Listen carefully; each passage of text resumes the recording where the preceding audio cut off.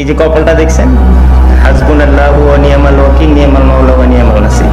আমি যখন প্র্যাকটিসে সকালে উঠে তখন আপনাদের ম্যাক্সিমাম সবাই ঘুমায় থাকে। বাংলাদেশে আমার কাছে মনে হয় যে এক্সপিরিয়েন্সের কোনো দাম নেই।